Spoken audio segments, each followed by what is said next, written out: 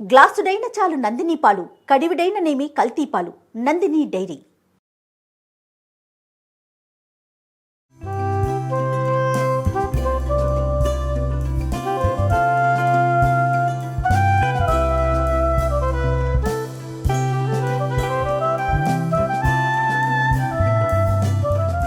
నమస్తే రమగారు. నమస్తే జయ. రమగారు, మనము రథసప్తమికి ఏం చేయాలి ఏంటి విధి విధానాలు మన ఇద్దరం మాట్లాడుకున్నాం. గత ఏడాది అనుకుంటాను టెర్రస్ మీద చేసాం ఉదయమే. ఇంకా సరే ఈ సంవత్సరం వీలు కుదరట్లేదు కాబట్టి ఒకసారి స్టూడియోలోనే రథసప్తమి అనగానే మనం పాలు పొంగించటం ఒకటి చేద్దాము అని అనిపించింది నాకు. ఆ పాలు పొంగించే కార్యక్రమాన్ని కూడా చూపించేద్దాము అనేసి కింద సంవత్సరం చక్కగా కుంపట్లో చక్కగా చేసుకున్నాం. మీకు అవకాశం ఉంటే చక్కగా కుంపట్లో ఓ 2-3 అయినా ఆవు పిడకలు అమెజాన్ లో కూడా దొరుకుతున్నాయి. వాటి కోసం ప్రయత్నించాలంతే.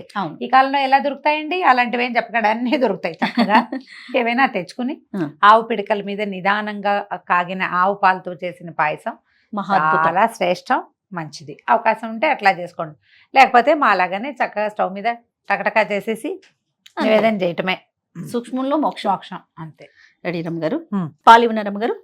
పాలు పోసి పెట్టి పాలు పొంగేటప్పుడు మనం బియ్యం వేసుకోవాలి.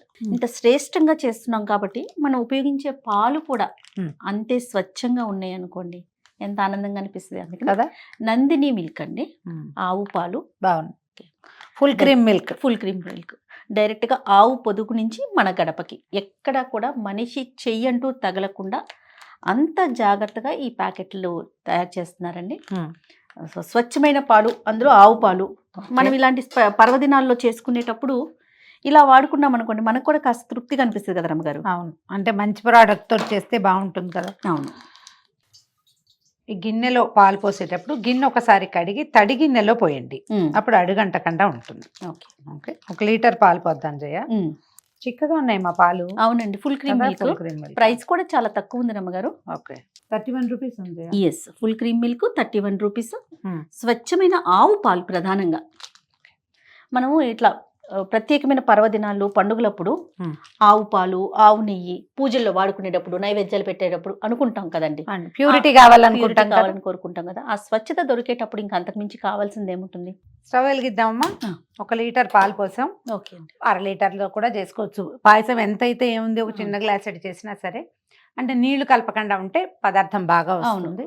మనం ప్యాకెట్ కాస్త కడుగుతాం అటు ఇటుగా, కాస్త కొద్దిగా అన్ని నీళ్లు, ఎక్కువ నీళ్లు పోయొద్దు. పాలు పొంగే లోపల మనం ఏం చేద్దామంటే ఒక 2 గుప్పెళ్ళ బియ్యాన్ని కొంచెం నెయ్యి కలిపి ఉంచుకుందాం. ఓకే, దీనికి ఏంటంటే మామూలు బియ్యం కడిగినవి వెయ్యము. ఈ సూర్యనారాయణ మూర్తి ప్రసాదం అనగానే ఇంతే 2 గుప్పిళ్ళు.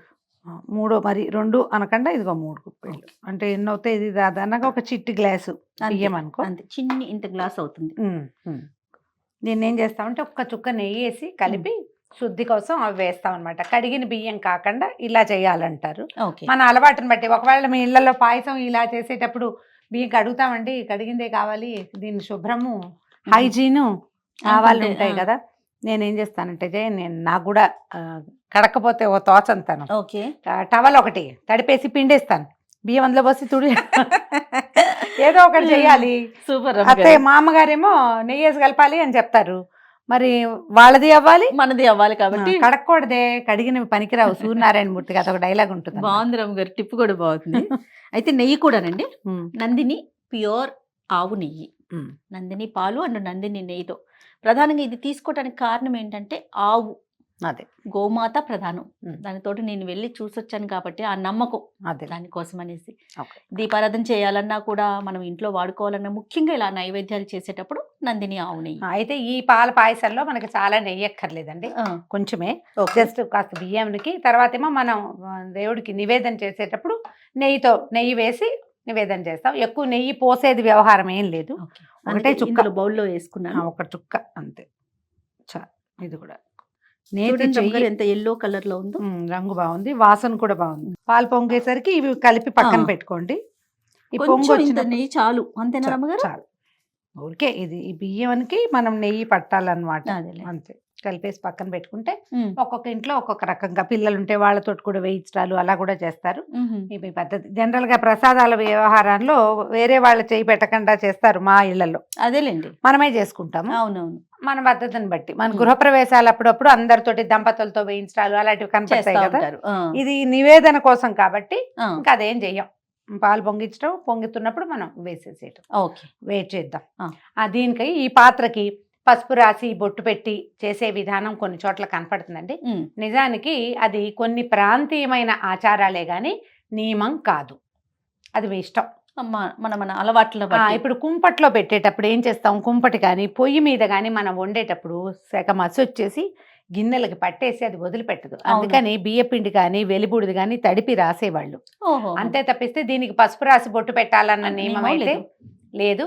మీ ప్రాంతపు ఆచారంగా ఉంటే మీరు చేసుకోండి, కానీ మీ ప్రాంతపు ఆచారాన్ని మిగిలిన వాళ్ళకి మాత్రం రుద్దక్కర్లేదు, అనవసరం. అది మనం గిన్నె పాత్ర మాత్రం మనం ప్రసాదానికి ఏం పెట్టుకుంటామో దీన్ని ఎంగిల్ చేయకూడదు, చేయి పెట్టి తీయకూడదు, అట్లా అలవాటుగా ఉంచుకోవాలి. శుభ్రంగా ప్రసాదానికి మాత్రమే వాడాలి, అంతే. సరే, కాగేలోపు మనం అది రెడీ చేసుకుందాం రమ్మగారు. ఇప్పుడు చిక్కుడుకాయల రథం చేసుకుందాము. ఇవి కొంచెం పెద్ద పెద్ద సైజు ఉన్నాయి, కానీ కొంచెం చిట్టి సైజు అయితే మీకు పెట్టడానికి బాగా వీలుగా ఉంటాయి. అవును, నేను ఇప్పుడు ఈ చిక్కుడుకాయలు ఉన్నాయి కదా, ఓ 2 చిక్కుడుకాయలు 2 పుల్లలతో ఇట్లా చేసి చూపిస్తాను. ఓకే అండి. పాలు పొంగొచ్చేస్తున్నాయి కదా, మనం మెల్లిగా చేసుకుందాం. రథం ఎంత 2 నిమిషాలు. జస్ట్ ఈ లోపల మీరు కొంచెం కొబ్బరి పుల్లలు కానీ వీటిని ఏమంటారు పూచిక పుల్లలు కానీ ఒక 2-3 పుల్లలు తెచ్చి దగ్గర పెట్టుకోండి. ఓ పళ్ళెం ఉంటే చాలు. పాలు పొంగుతున్నాయి జయ, ఇప్పుడు వేసేద్దాం బియ్యం. ఓ 3 సార్లు మళ్ళీ వచ్చినప్పుడు మళ్ళీ 2వ పొంగు వచ్చినప్పుడు మళ్ళీ ఇంకా కొన్ని వేస్తాం. అయితే మామూలుగా కొన్ని చోట్ల చిక్కుడు గింజలు ఈ పాయసంలో వేసి ఉండే పద్ధతి ఉంటుంది. లాస్ట్ టైం చేసినప్పుడు మనం వేయలేదు, చాలా మంది అడిగారు. ఈసారి చిక్కుడు గింజలు వేద్దాం. ఓకే, మళ్ళా పొంగు వస్తుంది చూడు. నారాయణ హరి శ్రీకృష్ణ వస్తేవా. ఏదైనా చక్కగా మంచి స్తోత్రం చదువుకుంటూ పాయసంలో వేసుకుంటే, మేము కబుర్లు చెప్పుకుంటున్నాం కదా, అలా కాకుండా మంచి మంచి శ్లోకం ఏదైనా స్తోత్రము, కృష్ణనామధేయాలు, భగవన్నామస్మరణ, గోవింద నామాలు, లేకపోతే విభవనామాలో చెప్పటం.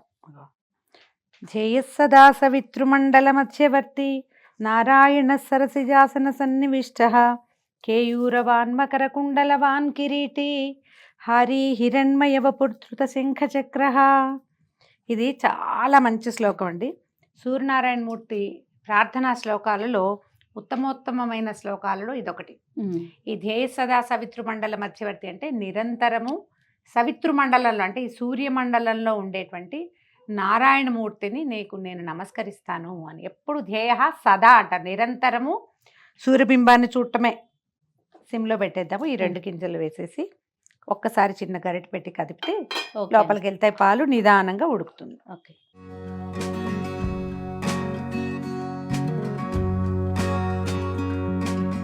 దీంట్లో ఒక గరిటె వేసి వదిలిపెట్టేస్తే అది నిదానంగా మళ్ళీ పొంగకుండా అక్కడక్కడే కదులుతూ ఉంటుంది. కాస్త తడి బట్టతో చిన్న పేపర్ తోటి పట్టుకుని కాస్త కదిపితే బియ్యం ఏమవుతాయంటే ఇలాగా దగ్గరగా అయిపోతాయి అన్నమాట. అంటే ఉండగట్టినట్టు అవుతాయి.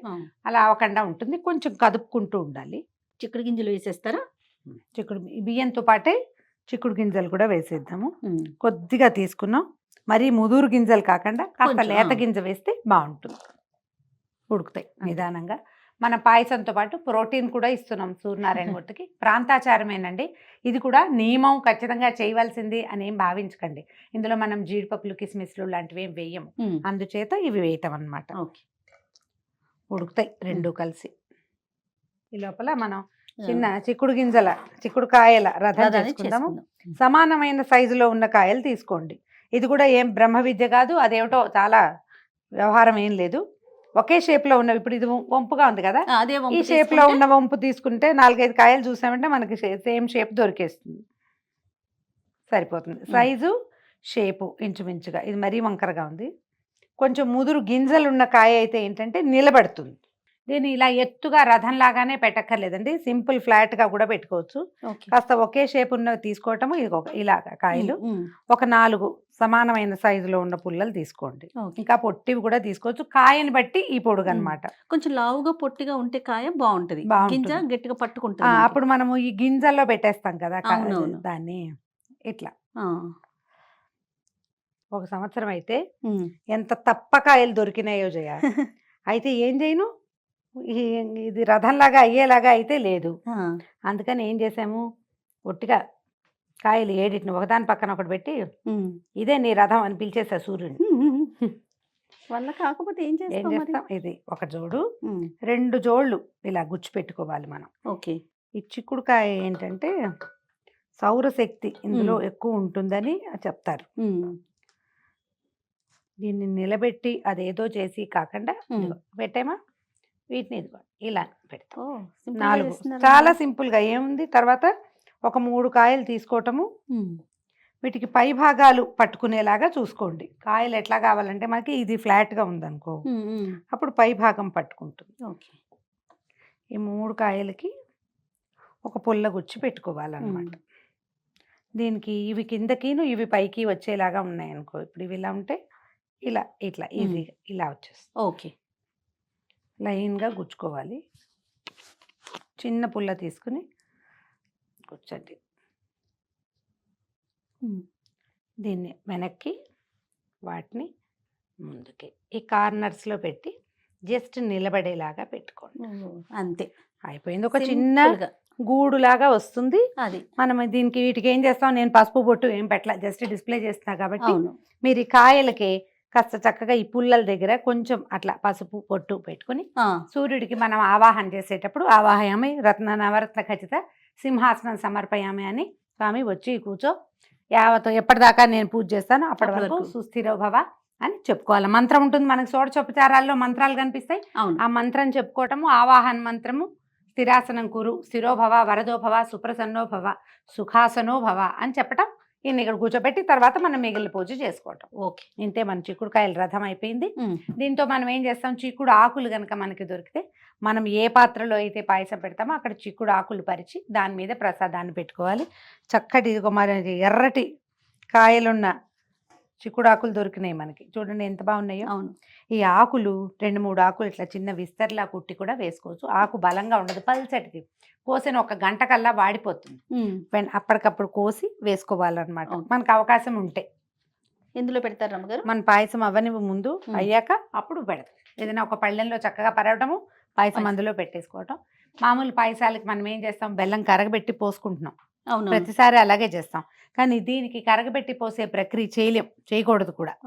బెల్లమే వేసుకోవాలి. కొంచెం శుభ్రమైంది ఆర్గానిక్ బెల్లము, ఏదైనా మంచి కంపెనీ, జాగ్రత్త వహించడం, దుమ్ము లేకుండా అందులో రాళ్ళు లేకుండా ఉండేలాగా సన్నగా తరిగి వేసుకుంటే క్షణాల్లో అయిపోతుంది పాయసం. ఎక్కువసేపు మరిగి అది విరిగిపోయి ఆ ప్రమాదం లేకుండా కూడా ఉంటుంది.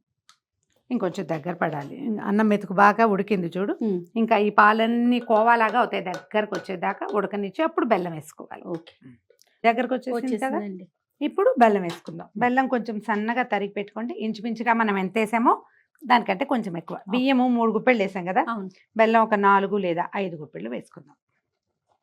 మీరు కనుక కప్పుతో వేసి గ్లాస్తో కొలిచి వేసేటట్టయితే ఒక గ్లాసున్నర పైనే బెల్లం వేయాలి, లేకపోతే తీపి సరిపోదు.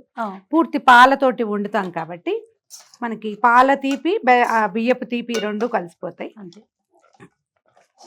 చాలా సింపుల్ గా చేసేసేది. సింపుల్ గానే చేస్తాము మనం. దీంట్లో ఏంటంటే పాల చిక్కదనము, వాటి అవి పొంగటము, దాన్ని బట్టి కొంచెం బెల్లం ఇందులో ఉండగానే మనం కొయ్య ఆపేసుకుంటే సరిపోతుంది. మీరు నివేదన అయ్యాక ప్రసాదం గట్టిగా అయ్యింది అలా అనిపిస్తే కావాలంటే కాచిన పాలు పోసుకుని తర్వాత 1 నిమిషం పాటు దీన్ని వదిలిపెట్టేస్తే ఆ మనం వేసిన బెల్లం కరిగిపోతుంది. రథం చేస్తారా, ఆకులు వేయాలి కదా ఈ పళ్ళని. ఇది వచ్చే లోపల మనం ఏం చేద్దామంటే వీటిని చిక్కుడు ఆకుల్ని ఒక పళ్ళెంలో పరిచి పెట్టుకుందాం. మీ దగ్గర పూచిక పుల్లలు లాంటివి ఉంటే వాటితోటి చిన్న విస్తరిలాగా కుట్టి కూడా వేసుకోవచ్చు. ఇప్పుడు ఇలాంటప్పుడు అడుగంటుతుందని అనిపిస్తే నెయ్యి తీసి పెట్టాం కదా ఇందాక మనం, 1 స్పూన్ నెయ్యి వేసేయి అందులో, చాలు. అప్పుడు అడుగంటకుండా ఉంటుంది, సరిపోతుంది. యాలకుల పొడి ఒకటి ఉంది, చివరికి వేసుకుందాం. ఆకులు పరిచేద్దాము దీంట్లో. పెట్టండి. మన చిక్కుడు చెట్టు కనుక ఓపికగా ఉంటే పెద్ద పెద్ద ఆకులు ఉంటాయి, దానికంత ఓపిక లేదనుకోండి అప్పుడు బుజ్జి ఆకులు. ఇంతే, మనం జీడిపప్పులు కిస్మిసులు లాంటివి ఏం వేయం. అంతే, ఒక్కసారి పైనుంచి కిందకి కలిపేసి ఈ పళ్ళెంలో మనం పళ్ళెం తీసి పెట్టుకున్నాం కదా, అవునండి. ఈ ఆకుల మీద ఈ వేడి వేడి ప్రసాదాన్ని వేయండి. ఇందులో అక్కడక్కడ చిక్కుడు గింజలు కనపడుతున్నాయి చూడు. చిక్కుడు ఆకుల రసాన్ని ఈ వేడి పాయసం పీల్చుకుంటుంది. అది ఇట్టిచ్చేయండి. మనం ఏదైనా వడ్డన చేసేటప్పుడు కూడా మొదట నెయ్యి వేయాలి. ప్రసాదం నివేదన చేసేటప్పుడు మీరు అన్నము ఏదైనా సరే వండిన పదార్థాన్ని నివేదన చేసేటప్పుడు ఖచ్చితంగా ఒక చుక్క నెయ్యి వేసి దేవుడికి పెట్టుకోవాలి. మనం ఎవరికైనా పెట్టేటప్పుడు కూడా అంతే. అనుకుంటే మన రథసప్తమి పాయసం తయారుగా ఉంది. ఇవాళ పాలు బాగున్నాయి, బెల్లం బాగుంది, విరక్కండా చక్కగా ముచ్చటగా వచ్చింది. ఎవరెవరి అవకాశాన్ని బట్టి వాళ్ళు ఇత్తడి గిన్నెలోనో లేకపోతే మీరు ఈజీగా కుక్కర్లో చేసుకోవచ్చు. కుక్కర్ కూడా కొంచెం మందంగా ఉంటుంది కాబట్టి బాగా నిదానంగా అవుతుంది. స్టీల్ పాత్రలు పెడితే మాత్రం ముందే అడుగంటిపోతుంది. ప్యూర్తిగా పాలు పెట్టడం వల్ల అడుగంటిపోయిందని అనకూడదు. పాత్ర మందంగా లేదు కాబట్టి అడుగంటిందని అర్థం చేసుకోవాలి అంతే. మనం నేనైతే మాత్రం కుక్కర్ గిన్నెని కూడా చెప్పండి అమ్మగారు, చక్కగా కనీసం ప్రసాదం వరకు ఒక ఇత్తడి గిన్నె ఉండాలిగా ఉంచుకోండి, కనీసం అంతవరకు ప్రయత్నం ఇందులో చేసుకోండి. ఇంత బుజ్జి గిన్నెల దగ్గర నుంచి అవును, కొంచెం దొరుకుతున్నాయి వండుకోవచ్చు. కదండి. మన అవకాశాన్ని బట్టి ఇలాంటిది ఒకటి పెట్టుకుంటే మనం ప్రసాదాలు, పాయసాలు, చక్కెర పొంగలి, వెన్ పొంగలి వాటికి ఏం చేసినా భగవంతునికి ఏది నైవేద్యంగా మనం చేసుకున్నా ఇంట్లో దీన్ని పెట్టి వండుకోవచ్చు కదా.